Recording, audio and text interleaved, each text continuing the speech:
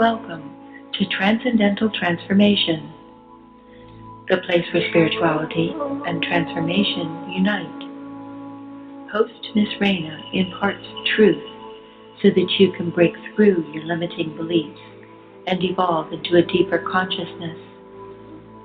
As you go about your day, remember, before every breakthrough, there is a breakdown. And now, let's start the show. Good evening, everyone, and welcome to tonight's episode of Transcendental Transformation. I'm your host, Miss Raina, and today is Tuesday, December 19th, 2017. As always, we are coming live from the W4CY studios here in West Palm Beach, and I hope all of you are having an amazing week. Well, this week has been a slow week for me. I have been relaxing with the exception of having our football practice. I've been relaxing. I've just been trying to, take care of my body, trying to heal. I've been having up and down days where some days I seem a little bit healthier and some days I don't. And like I said before, it's going to take time, but I had an amazing football practice. It was great to just be outside. As someone who, and this is going to be funny because we're going to talk about stillness and aloneness all day today. But as someone who is also on the go, as much as I enjoy my quiet solitude time, going from being able to go out and do stuff to kind of halt and to do nothing, just sitting around and taking care of yourself. It's testing my patience, I gotta say. But yeah, it was nice to be out in football. I got to exercise a little bit. I went and rode my bike just a couple miles the other day, and I kind of felt it. It was just some days I notice I'm very sensitive to caffeine. So even in teas and stuff, I know even teas, they're not as strong as coffee. And obviously I don't drink energy drinks, but it was nice to be outside on my bike. I love my bike. How many of you sit here and actually love to exercise or just go out and ride your bike or maybe if you have a motorized bike or whatever? But I love to be outside, especially on my bike. When I'm on my bike, or when I used to do jet skiing way back in the day, when I was out on my jet skis and my wave runners and everything, the world could blow up and I just wouldn't care. I was just a happy clam. But yeah, it's going to take some time. I got a football tournament coming up. I don't know how well I'm going to do in it because, I'm not going to push myself. It's for charity. It's for raising money for cancer. So I don't mind doing that. But it's going to be for fun. But, also I'm a little competitive too. So it's going to be this weird mix of having fun at the same time being a little competitive, but at the same time also just taking care of myself and making sure I don't overdo it. So, Chad, how are you this evening? I am excellent. Excellent. That's awesome. Football, huh? Yes. I know you played football as well. Yes. Softball, football. What other sports you got? Swimming and all sorts of stuff. You cover the whole gamut, huh? I try to stay active. Very cool. Well, everything's good in my life. Nothing to complain about. I finally told the woman after about 13 years that I was going to marry her. Oh, really? Wow. Yeah. Congratulations. So now we're working on being married for the first time. So oh, wow. That's a new thing in life. And other than that, we got Christmas coming up, New Year's coming up. I think this has been the fastest, speediest year that I can remember. I mean, it's just like we just voted for Donald and it's already the end of the year. Yes. I didn't personally vote for Donald, but just making a reference there. But other than that, I'm pretty good. That's amazing. I'm so happy for you, Chad. And you're sitting there talking about taking care of your body, and you're like, yeah, I'm in football. Like, that's good for your body. Yeah, well, this is flag football. Oh, it is? Okay. Yeah, this is flag football. It's not full contact. No, the Palm Beach County actually has the Palm Beach Punishers, and years ago they wanted me to join, and, it's full contact pads and everything, and I would have, played great, but I just didn't want to hurt myself, and all these girls ended up breaking their arms and feet and fingers, and I was just like, yeah, that's why. There it is. So you got any gigs this weekend? Anything going on? I think we have 2 gigs. We got our Thursday night that we always have at Lauderdale by the Sea at a place called Ruby Cafe, and then we're playing a private party for another couple who just got engaged, and they're going to kind of like blend that with their Christmas party, invite some friends over, and we're going to fire it up in the backyard. Ah, very nice, very nice. I have to have some of your music sometime on the show. I want to, Well, none of it's mine. What? We cover it. Oh, you cover it? Yeah, we don't do it. Oh. Well, actually, Heather's written a couple originals, but we don't really perform them out. Occasionally, she might throw out original, but other than that, we cover everything. Well, I'd still love to see you perform. Right on. Come on out. We'll jam for you. Perfect. All right. Thank you, Chad. You bet. Well, if you've been paying, well, not my social media, but we had a little health scare with the owner of this place, Dean. He was in Hawaii, I guess, doing some surfing and had a little health issue, had a little health scare. He was in the hospital for a couple days, and the great news is he's recovering pretty well. So I just wanted to send a wish out to him, and hopefully he has a speedy and well-deserved recovery. So if you'd like to give us a call, you can call us at 561-623-9429. Web chat us here on the W4CY.com website, because I have a little chat going, and download the W4CY radio app. And as always, the archive is on YouTube at youtube.com/Transcendental Transformation. Remember, we changed everything, our Facebook and everything, from Transcendental Transformation radio show to just Transcendental Transformation, because we're expanding to the TV show as well. And also, we are on Periscope. So hello everyone in Periscope. It is, if you go to Periscope, look up Transcendental 13, the number 13, and you will find us. So let's get into tonight's show, because tonight is all about stillness and silence. We've all heard the importance of meditation, right? Everybody has, if you're in the spiritual community, if you're in yoga, any of these things, we've always heard to meditate, relax. Even doctors today now say, you need to start learning to relax, because relaxation is very helpful to the body.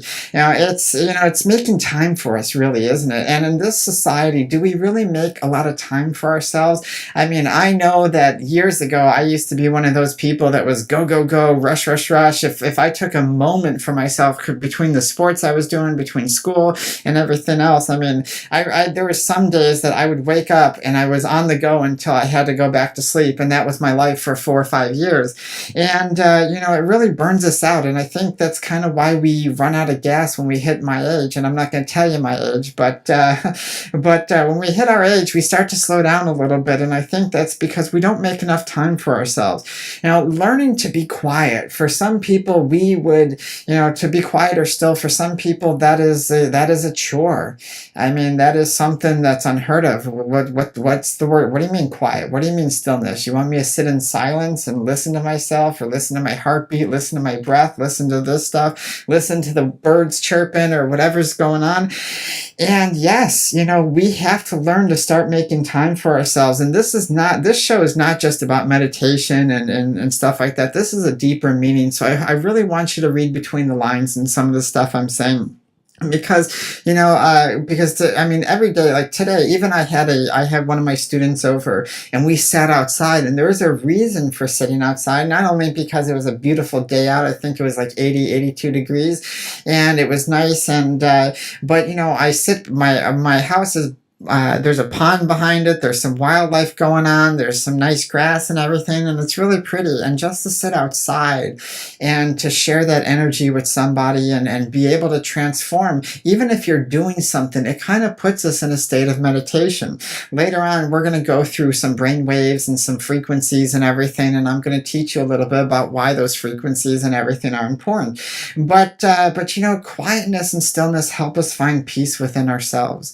We are so chaotic. We are such a chaotic nation. We are such a judgmental nation. We are so, we are so much better than than what we prove to be every single day. But because we don't know how to slow down, we don't take time for ourselves until we have something happen to us, i.e., we end up in the hospital, or we end up in an accident, we end up injured or something. And the universe has a way, doesn't it, of always slowing us down, always making sure that, when we're going too much and our body's on kaput and we're on empty and we figure, we'll still go on these fumes, that it's going to slow us down some way, shape, or form.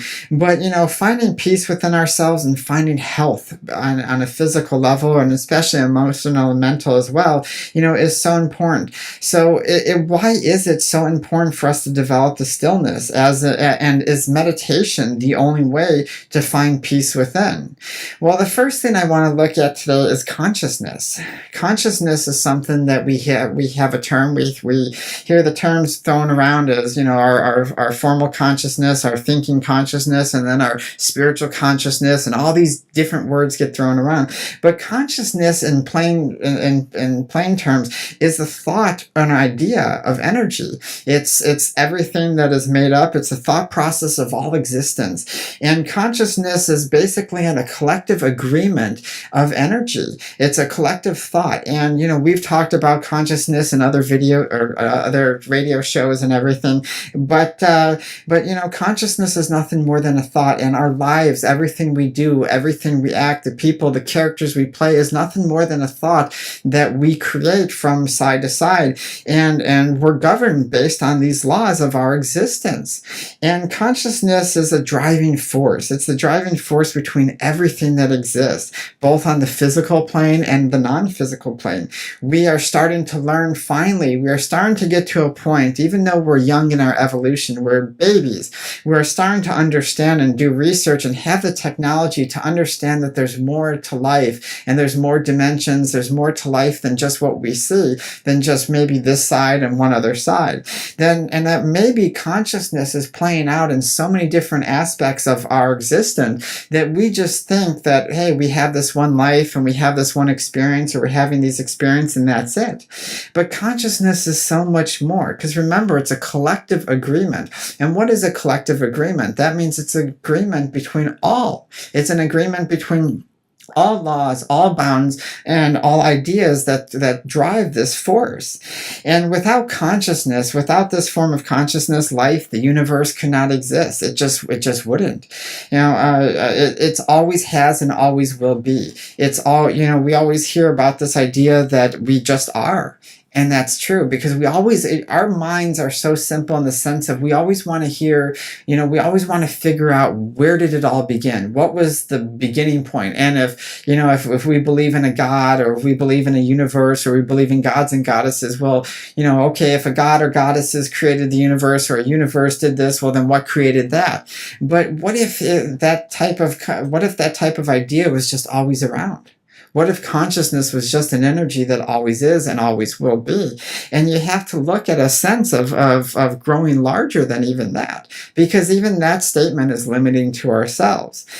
Consciousness is perfect in every way. And when I talk to you guys about, the universe is working perfectly, the only thing that's not working perfectly is our minds, as our egos, as our perceptions of how things should be, because we're so young in our evolution. We are babies. It's like a 3-year-old trying to say that we understand the ways of the universe when, we're 3 years old. It's just not possible. But we like to think that because of our reasonings for whatever we have due to our experiences.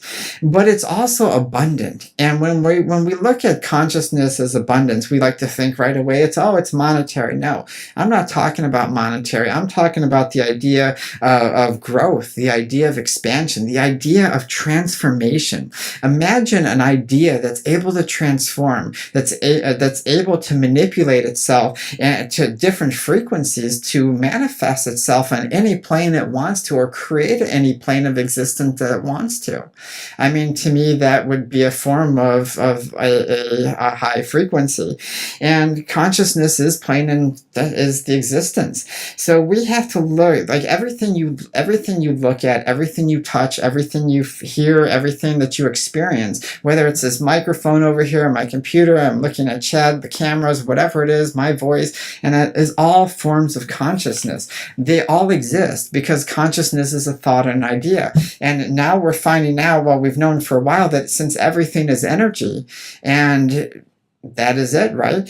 So, consciousness is also described a lot of times as a relationship between the mind and the world we interact with. But, let's take a thought about that. If we're looking at consciousness as a relationship between the mind and the world we interact with, well, then that limits us to just thought process. That limits us to just logic. But we know we're starting to experience more because we're human beings. We have this experience of the heart. We have this experience of a whole body, and understanding that this is more than just the mind. It's a state of being. It's a state of existence, meaning it's to exist without chaos. And that's what we're trying to achieve in enlightenment, right? We're trying to achieve this, whatever we choose to believe this, if they're, of the universe to make sense in our minds. We're trying to achieve this idea of enlightenment. But enlightenment is nothing more than the state of being without chaos, right? Because that means we always think that, well, if we're enlightened, we're at peace, we're at happiness, we don't get bothered, we don't judge, we don't do all that stuff. And in basic terms, that's without chaos. Because what is chaos? Chaos is judgment. Chaos is emotion, emotional distress. Chaos is limitations. Chaos is belief systems. Chaos is all these things. And this is what makes consciousness and life so fascinating. Because when you learn to take a step back from our problems and our chaos and everything else, and we look at things and we realize, what are we doing here? What is this? I mean, if this idea of consciousness is so great and it's so perfect at everything, then why are we so chaotic? What is the part about the human experience that makes it so chaotic? And that's why we're here. We're here to learn how to be a state of being.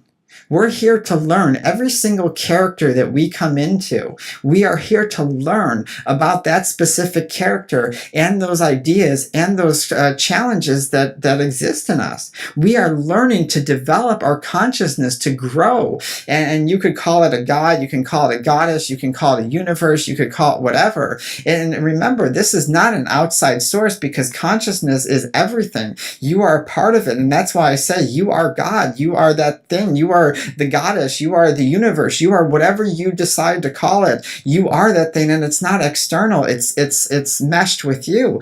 And you have to learn to develop that. You have to be able to develop your growth. But the problem is we like to be controlled by our conditionings. We like to have it to the point where our experiences control us. Our experiences, we become slaves to them, because we're bright-eyed, bushy-tailed when we're a child, and nothing has hurt us, nothing has let us down, unless we come from a family that has kind of maybe been a little bit broken in our view, and then all of a sudden things happen. And then we start to develop fear, we start to develop anger, we start to develop insecurities, mistrust, and all these different things. And we become slaves to them. We become slaves to the machine. And the machine is this idea, this ego, this false sense of consciousness, this false sense of reality that controls us and dictates everything we do. With one of my students today, I was talking about fear. I was talking about the ego. I was talking about the anger, and how when everything we do, even when we think we're on the right path, and or we're going down that way, and everything we do is dictated by our fears, because we're trying to find that path because we don't want to experience the chaos anymore. But we're missing the point, because as long as the ego is in control of us, as long as we're dictated by our anger or grief or sadness or insecurities, it's always going to be that type where we push it off and we say, hey, no, I didn't do this because this was in my way. I couldn't achieve this because of this. You know what? I can't have a relationship because this person hurt me anymore. Or I can't get to where I want to be because of these ideas. And the blame goes around. I mean, if we look at it, we really do like to think we know it all, right? We think because we've been told something a million times, because the world believes in it, and because it's in books, and it's in whatever it is, or because we've heard it from a group of people, politicians, whatever, that it must be true. And even if you say, well, even when you go up to people and you say, well, do you believe no, they always lie. But then they turn around and believe what they say on TV. I read a book, and yeah, it seems okay. And then, well, do you know that it could be, there could be room for growth? And oh, of course, yeah. But then they turn around and believe what it is. And that's because we want to have a setting. Our ego is in control of us in that sense. And we want to believe that we know the truth of everything, because our emotions and our belief systems are dictating our actions. Our ego always wants control. And this is why stillness and silence is so important for us. We'll be right back after these messages from the life of Raina.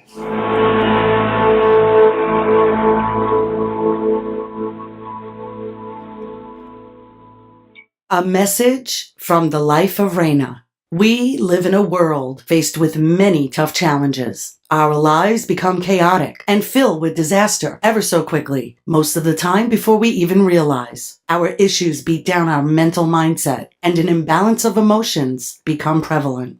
The Life of Raina is dedicated to helping people on the deepest spiritual level. Miss Raina, the creator of Transcendental Development and Growth, works on your core issues and finds the solutions which allow you to break free from the emotional bondages of life, helping you achieve the life you've always wanted to live. Isn't it time that you lived life for you? Call the Life of Raina 561-846-2190 and schedule your appointment today. That's 561-846-2190. Or email thelifeofraina@icloud.com. Okay, we are back. You're listening to Miss Raina on Transcendental Transformation Radio Show, and we are talking about silence and stillness. But actually, in the moment, we are talking about our ego and the relationship to consciousness and why it is so important for us to learn to start developing stillness and silence within. So the ego, as I said, wants control, and our control is the illusion that we're doing it right. We're going down the right path, or we're doing the good thing. We're doing the positive thing. And this is why my no-no words are those things, because we have this illusion that if we're doing it this way, then it's the right thing. It's going to lead us to this way. And if we're doing it this way, then it's the wrong thing and it's not leading us this way. But when you take away that idea and you learn that everything that we're doing is teaching us to grow in some way, shape, or form, and that the illusion is that you're not on a path going in the direction of that sense, but you're growing and you're learning to develop what works for you, then the ego starts to resolve itself. In fact, that every time, and I always say this, every time you get mad, every time you judge someone, every time you take something personal or react out of fear, worry, any of those emotions, your ego is dictating you. So every time you point the finger at someone, you laugh at someone, or you don't understand why they voted for this person or did this, or they like this and you don't believe in this and all that stuff, and you get offended or whatever, that's the ego dictating, saying, no, my path is the right way, theirs is the wrong way, I don't understand this, and I need this. And this is the craziness that the ego wants. And in stillness and silence, we have to learn to resolve this. If you're closed to the new ideas, how many of us can honestly say, if you hear someone talking about something, or if you see a new idea on TV, or you see something new, new teachings, new whatever, how many of you really have a pushback? Like you look back and you're like, and you just kind of react to it funny, and you don't know why you did. And that's, again, our ego dictating our reaction. It's our ego dictating who we are and what it is. And guess what? Chaos always ensues. Chaos will always ensue whatever's going on. So why is it so important? Besides what we just talked about, why is it so important for us to develop stillness? Well, the first thing we're going to talk about is it allows us to develop a connection to self. Connection to self is so important. And I know that sounds so vague, so easy. But on our conscious level, we don't connect to ourselves. We are walking around on our phones, on our computers, on listening to every book, listening to everything everyone tells us. And we don't ever ask ourselves, what is it we want? And this is why so many of us live in judgment and live with anger, because we're dictating by all these ideas that are being told to us, and we don't know who we are. How many of us can truly say, oh, I know exactly who I am, I know exactly what I'm about, without your belief systems coming into play? Because you don't need belief systems in order to sit there and say, I have a connection to myself. I know who I am. Because your belief systems, your ideas, the things about you don't make you who you are. And you must learn this on a deep level. If you ever sit with yourself, a lot of people hate to be by themselves. Why? Because it means being alone. It means, oh, I'm lonely, I'm a loser, I don't get a date, I don't have any friends, I don't have any of this stuff. And it's the most ridiculous thing, because it doesn't mean that you're that. But that's our ego jumping in, telling us, our conditioning saying, well, if you don't have A plus B, then it doesn't equal C, well, then you're not on the right path, and you didn't do good, you didn't do what's positive, you didn't do what's better for you, you didn't do all these things. And you have to learn to look at self objectively. I mean, this is so crucial, and I want you to truly understand this. Objective is a very, very hard concept to get when we're trying to find a connection to ourselves, because we like to take things personal. I mean, how many of us, when we meditate or we look at things, how many of us can look at a situation without saying, well, this person did this to me, and this person did this, and they said this, and they did this? How many of us can go back and look at a fight or look at a disagreement or look at someone else's point of view without having an emotional chaos or without having emotion at all to it, and say, okay, what can I learn from this? What can this teach me? Even if I don't come to the agreement of this idea, what can I learn from this? Because this is in my life. And being able to meditate or find a sense of stillness or and silence inside yourself, and you can do this without even meditating. You can learn to train your brain to look at things, to find that connection to myself. Again, even with my student today, I was like, stop. I was like, you need to look, stop thinking and feel. How do you feel? Why do you feel this way? Why are you feeling? How are you feeling this way? What is going on in your life that makes you feel this way? And what was funny is they couldn't answer it, because why? They didn't have a connection to self. It's hard. It's a hard realization, but we all have to go through it. You realize, I don't know the answer. Why can't I find the answer of why I feel this way without putting the blame on someone, without pointing the finger, without getting you have to look at things objectively. This is so important to finding peace and finding you. How can you find you if you don't spend time with yourself? You have to learn to love to spend time with yourself and find that connection. And I'm telling you, no phone, no TV show, no nothing is going to make you, no trophy, none of that stuff, sports, any of that is going to help you find that connection. You're living in a world where, those things are fine, to take a break from and everything like this, but we need to learn to develop that, because you can't live through these other outside objects. This one is important. This is very important, because listening, when we sit in silence, when we sit in stillness, and we learn to quiet the monkey mind, when we learn to quiet ourselves down and be able to focus on who we are, and we start developing a connection to ourselves, the greatest thing we have to learn is to learn to listen. I mean, and I'm not talking about hearing. Anybody can hear. Right now, you're hearing me. That doesn't mean you're listening to me. Anybody can hear the words coming out of anybody's mouth, and okay, I understand that concept, but do you really listen? Do you read between the lines? Do you understand the deeper meanings between what the people are saying, or whatever it is you're trying to learn? When you're absorbing feelings, when you're learning about yourself, when you're developing this connection to self, are you listening to how you're feeling? Are you listening to what's going on? Are you listening to the objective point of views that are going on? Because listening creates the channel. Most people, we look for that channel. We sit there, we meditate, and we go through, some sort of guided meditation where somebody says, oh, look at the white light, let it bring down, yada, yada, yada. And that, but it's more than that. You're focused because you're taught through the mind and through the head that everything happens through here, but it's not. Everything happens here in the heart. The head is like, I always use this, the flint to a lighter. The fuel is in the heart. The fuel is the lighter fluid. The flint is the lighter, and you need the fuel in order for the spark to work, in order for you to gain. And so when you're creating that channel, the part of the creating that channel is listening, learning to develop.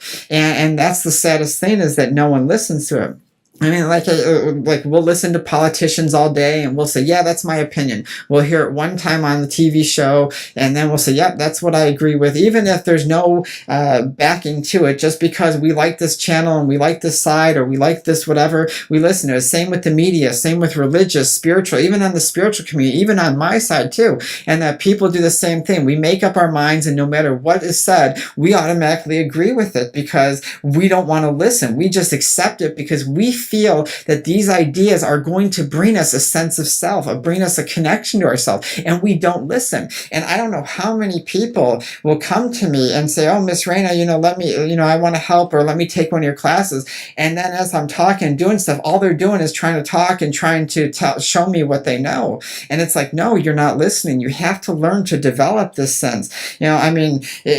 Anybody can tell you, any politician, any book can tell you, any self-help, anybody can tell you, who to be, what to do, how to act, what to believe. And for most of us, we are acting that way. But it's up to you to learn to listen. What is it you truly want? When you sit in stillness, when you sit in silence, when you're walking down on a park and just enjoying nature, is a perfect time for you to be able to sit there and listen to yourself. Even driving in a car. When we drive in a car, how many hours do we spend in a car? And how many times do we zone out and we start thinking about things? How about training our brains not to just think about all the things that are going on, but take that time to sit in stillness, turn off the radio, turn off the phones with the TV, and listen to yourself, and try to not allow the ego to get crazy and say, okay, bring up a problem and say, okay, what is it that I need to listen to? What is it, a reoccurring problem that's happening in my life that I have to learn to listen to? Because if it's reoccurring, people, if there's something you can't let go, it's because you're not listening to the solution. You're not listening to the problem. You're not listening to yourself and how to answer it. Because let me tell you something, you have all the answers inside of you. You know how to fix everything in your life, and it's the most amazing thing. But we would rather read a book and rely on somebody else, or have someone else do it for us, or tell us someone. And it's just not going to happen. And this is how people ask me all the time, Miss Raina, you've never read a spiritual book. You've never taken a class. You've never done it. No, I have not. I have always worked with my guides. I have always worked in my channel. I have always listened to my channel. And the times that have been chaotic in my life, when I rejected who I was and I shut down my channel and I just said, you know what, I'm just going to try to be like everybody else. I'm just going to go with the flow and listen to them and see what goes on. And it created so much chaos in me. And let me tell you something, people, you have this ability too. If you learn to develop stillness and silence within you, if you learn to develop that connection and listening, you will be surprised the things you hear. You'll be surprised the things that come up. And when I say hear, I don't mean hear with your ears like this. You'll hear with a sense of knowing. It'll just pop up, make sense, and all of a sudden things will click and you'll be like, oh my God, I have the answer. Now I realize this. I have realizations, and realizations pop up like popcorn. So we have to learn to slow down and develop that. The third thing I'm going to tell you is that silence will tell us to develop a different perspective. And this is, everything we're going to learn here today is very important. Each step builds on the next. But when you learn to develop a connection to yourself and you start listening to yourself, you will learn to develop a different perspective. You will find out that, we used to see things our way and everything has to be our way. And if someone doesn't, well, that's their stuff and blah, blah, and we push it away. But, and whether we agree with something or not, that doesn't mean you can't learn from it. And that's our problem, is we like to sit there and say, well, I don't believe that, and shove it away. Oh, this person said that, well, they're stupid. They don't know what they're trying. They voted for this person. They did this. They did that. And we push everything away like we're righteous. Like we're just we're just so mighty and so knowledgeable and so knowing that, that it's our way. Our way has to be that way. And talk about ego driven. That is pure ego driven. That is your ego. That is your conditioning working full stream, pedal to the metal, just down the road. And that's the way you're going to go ever since. And you are going to live an angry and judgmental life because it's your way or the highway. No matter what happens, when you learn to develop a perspective, you have to learn to evolve as humanity is evolving. Why do I reinvent myself every year? Why do I do this? And I teach my students the same thing, is reinvent yourself every year. Even 6 months, go through a life review. 3 months, go through a life review. and see what's working, see what's not, see what's going, and see, because when you learn to look at things and say, well, you know, I used to believe this because, let me ask you this. Do you guys believe the same things that you believed when you were 6 years old as you were 15, or when you were 25 compared to 10, or if you're 50 compared to when you were 20? No, you don't. You evolve, you change, right? You gain a different perspective because of experience. And this is the same thing. When you learn to listen to yourself and you start to look at things objectively, you will find that the ego has no place. It's going to say, well, you know what? I don't need to get angry because I understand why this person is feeling this way, or why they said this, and you know what? Wow, you know what? Even though I still don't agree, but I see a different way of thinking about it. And it brings you to something deeper. And I mean, that's what growth is all about. That's what true acceptance, that's what open-mindedness is all about. It doesn't mean, being open-minded doesn't mean saying just, oh, hey, everybody, yes, I accept everything and great, yeah, peace to you, peace to you.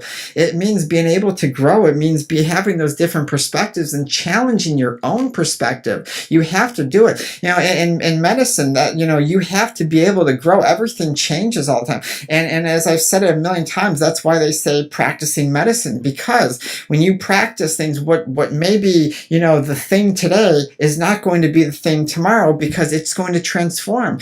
Technology transforms. Our understanding of the body transforms. And as that grows, so do we. This is the same thing. And this is why, you know, developing this sense of stillness, developing that connection to yourself is so important. You know, when you're getting mad, when you get mad and angry, you know, of course, it's always going to equal fighting and chaos.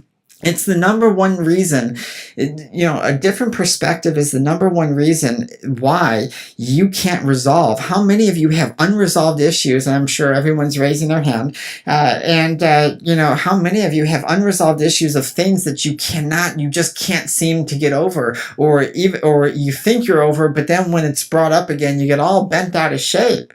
And that's because you don't understand others. You don't try to understand others. You feel in a world of right and wrong and justification and injustice, and you don't try to understand who they are, what they're going through, why they did it, and you too. Why did you get upset? Why did you do this? Because you're not listening. When we're emotional, and this is even psychology, when we're emotional, our thinking part of our frontal cortex shuts down.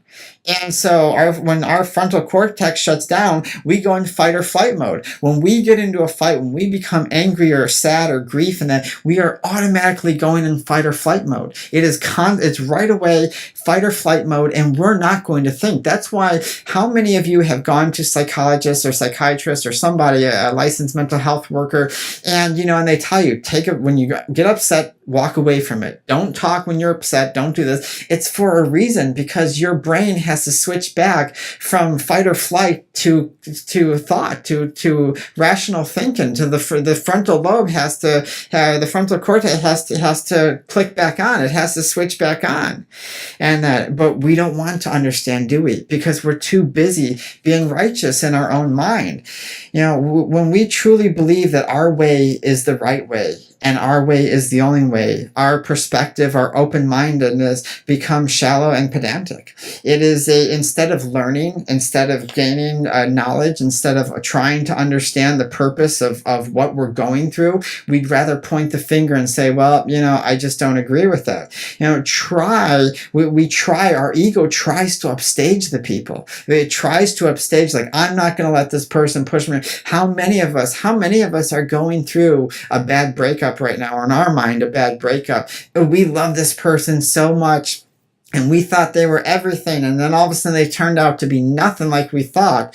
And now all of a sudden we're out to prove how tough we are, that no one's going to mess with us again, that we're never going to date again, I'm never going to date guys again, I'm never going to date girls again, I'm never going to do this and stuff, because this is our ego. This is what we're trying to do, because we become chaotic. Slow it down. Yes, if we're in pain, if we're in emotional upstate, we're going to try to upstate, we're going to try to impress, because we're trying we kicked into survivor mode. We kicked into the survivor mode of our ego, and we're trying to gain pleasure because we're in such pain. When the victim inside of us starts to sink and it starts to drown, and it's drowning, flapping its wings, going, "I'm drowning," the survivor kicks in, pulls it out, and says, don't worry, I got you. Don't worry, everything's cool right here. And it wants to make you to survive. And that's great if we're in war or something like this. But in our daily things, when our mind is jumping all over and our emotions are dictated this, and we don't know how to slow down, we don't know how to sit and be silent with ourselves, and that when we don't know how to do these things, it's going to give us that false sense and that illusion.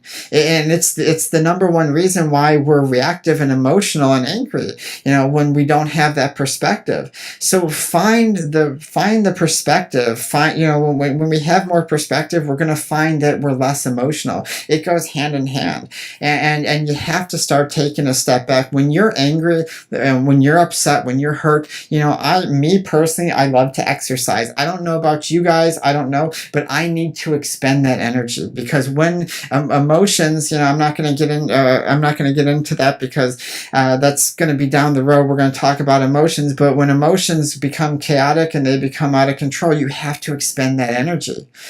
Some of us like to, go out to the bars and drink and deal with it in a wild, crazy way. Some of us just like to, pull away from life and everything else. But these are the things that we have to learn to be able to do. The fourth thing we're going to talk about is release emotions and the ego. As we've been talking the whole time, right? We've been talking about this whole time. When you start to build the connection to self, you start to listen, you start to gain the different perspective, you will find that in silence and stillness, it allows everything to settle down. The ego has no control. You believe that you're the victim to the ego. You're a victim to these emotions and the chaos and your experiences, because the ego has been tricking you in this whole time.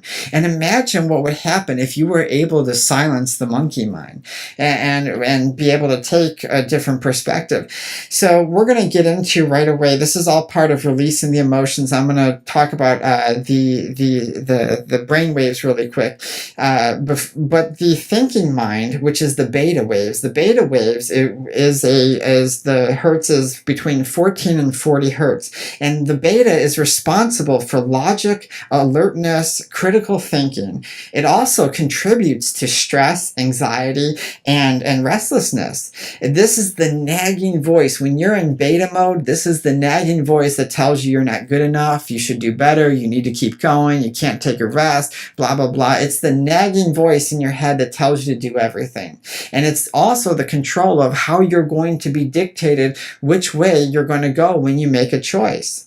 The alpha wave is 7.5 to 14 hertz. This is the deep relaxation. When you are in a deep meditation or deep sleep, especially deep sleep, this is the frequency that you're in. This is responsible for things like imagination, visualization, memory, learning. This is the intuition center, especially at 7.5 hertz. When you are at 7.5 hertz, you're intuitive. When you're doing something, especially like maybe readings and stuff, like psychic readings, or when you're trying to do things and you're just in psychic mode, or when you're in that zone, you're in the zone, you're working and you just go in the zone, you're at that mode of 7.5 hertz. You've come down into that thing.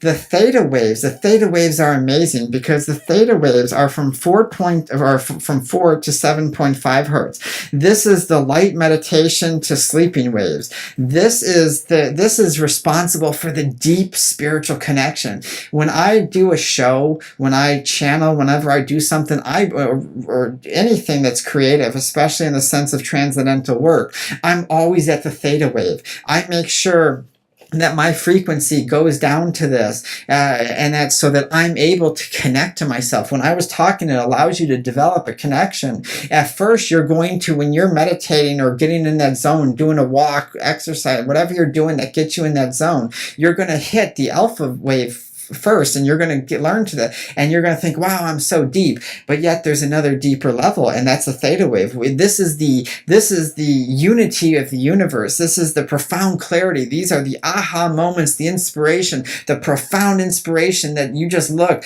that the yogis and the Buddhists, monks, and all these people that get all the information from the universe. This is the information. This is where I get the information from this set of things. This is the optimal range for the theta waves is between 7 hertz and 8 hertz. It is the power of the creative mind.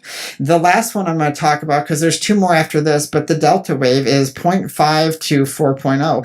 0.5 to 4 hertz. And this is deep sleep. And this is also during transcendental meditation. If you ever do a meditation and they're doing transcendental meditation where it's an hour long and they're taking you so deep, this is where they're going to do it. So let's get back to emotions, because I only got like a few things left, and I don't know if I'm going to finish tonight's show. I think we only got a few minutes. But when you work, you go in the beta waves, and when you do these things and you're looking at these conditions and you're in fight or flight mode, you're into these things. The point of stillness is to learn to develop a sense of training your brain to say, okay, well, when I'm doing these things, I need to be in this set of frequency. When I'm doing this other stuff, I need to be in this frequency. When emotional chaos experience and we're dealing on a daily basis and we're trying to figure out our problems in life and everything else, we need to be able to transfer that. We need to be able to shut down the ego, shut down the beta, shut down all these things and say, look,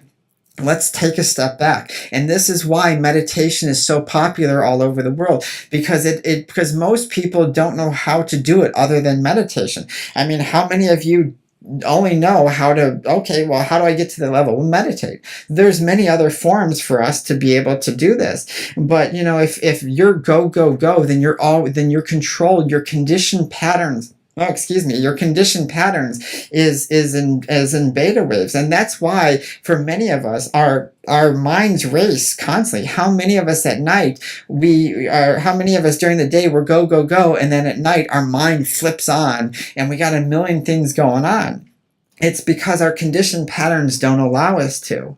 So our stillness, our silence will allow you to face the problems. It'll allow you to view the life without judgment. It'll allow you to tell the ego, look, I'm going to dictate the way I want things to go right now, because you're worth it in that sense. You have to be able to allow that judgment to dissipate. When we're in judgment, and I say this a million times because I want people to understand this. Anytime you have emotions, anytime you have an emotional upset or anything, you are in judgment. Emotions equal judgment, period. And when you start developing silence, you will realize this. You'll be like, wow, Miss Raina was really right. Every time I have an emotion, I'm in judgment. Every time I, have a reaction to something or shut down something, I'm in judgment. And you have to be able to look past that.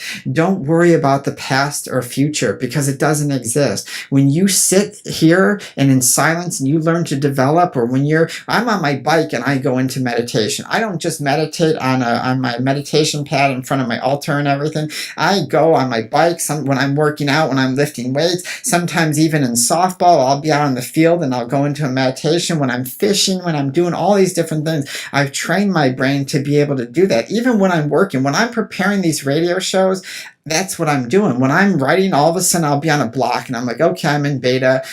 All right, let's do this. And I'll sit there and I'll just relax. I'll do some breathing and my brain will switch, and then I'll go deep and then deeper. And then all of a sudden I'll just like do, and it'll come out. Why? Because it's already there.